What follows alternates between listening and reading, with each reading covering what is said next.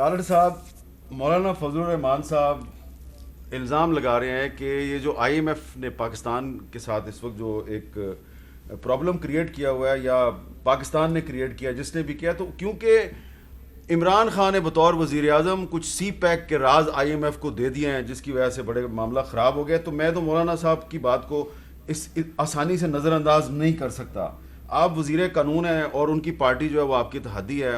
آپ کی کابینہ میں مفتی عبدالشکور صاحب بھی ہیں، اور بھی 3-4 اور بھی منسٹر ہیں. تو مولانا صاحب نے اتنی بڑی بات کر دی ہے، تو آپ نے کوئی انکوائری کی ہے؟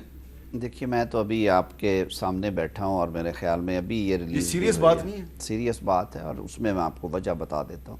مولانا نے شاید اسے آسان لفظوں میں بیان کیا، سامعین کو بتانا چاہتے تھے، اور زیادہ تفصیل سے نہیں انہوں نے بات کی. جو ان کی بات سے سمجھ آتی ہے وہ یہ ہے کہ جو G2G ایگریمنٹس ہوتے ہیں اس پہ ایک کانفیڈینشیلٹی کلاز ہوتی ہے، رازداری کا. جب گورنمنٹ ٹو گورنمنٹ کانٹریکٹس ہوتے ہیں ان میں رازداری کی ایک کلاز ہوتی ہے، اس لیے کہ وہ دو حکومتوں کے درمیان معاہدہ ہے، کسی تیسری حکومت یا ادارے کو اس معاہدے کی تفصیلات نہیں ملنی چاہیے.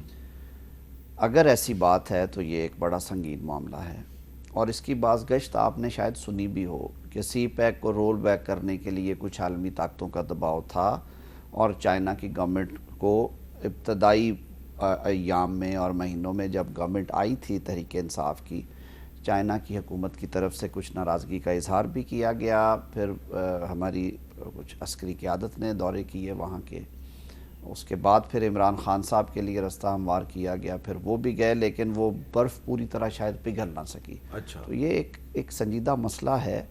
میں سمجھتا ہوں کہ حکومت کسی شخص کی نہیں ہوتی، حکومت پاکستان کی امانت ہوتی ہے. نہیں، لیکن یہ الزام جو ہے اس کو آپ اس طرح نظر انداز تو نہیں کر سکتے. میں مرزا صاحب وہی بات کر رہا ہوں کہ حکومت چاہے، جیسے آج شہباز شریف صاحب نے کابینہ میں کہا کہ معاہدہ چاہے برا تھا، چاہے تھوڑا برا تھا، چاہے زیادہ برا تھا، معاہدہ کیا تھا حکومت پاکستان نے آئی ایم ایف سے. عمران احمد خان نیازی کا معاہدہ نہیں تھا.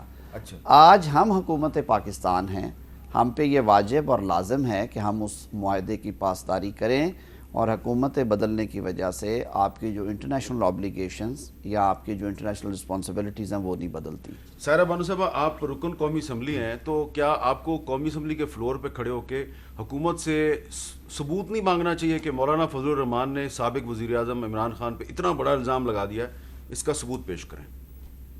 بالکل صحیح کہہ رہے ہیں، پوچھنا چاہیے، کیونکہ جو الزام لگا ہے وہ حقیقت ہم تک بھی تو آنی چاہیے نا.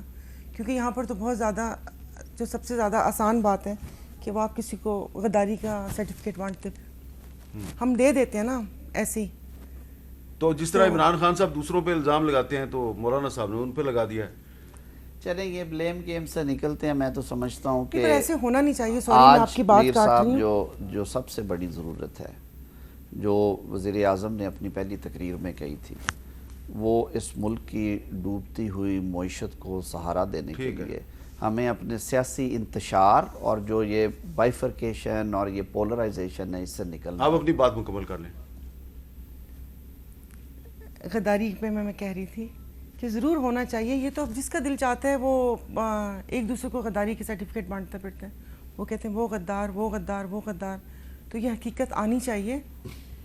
مجھے تھوڑا سا اس کا علم ہے، وہ میں آپ کو پروگرام کے بعد بتاؤں گی. آپ کو علم ہے اس کا؟ نہیں، اس کا علم نہیں ہے، تھوڑی سی اس چیز کا. اچھا، وہ میں آپ کو اچھا ٹھیک ہے.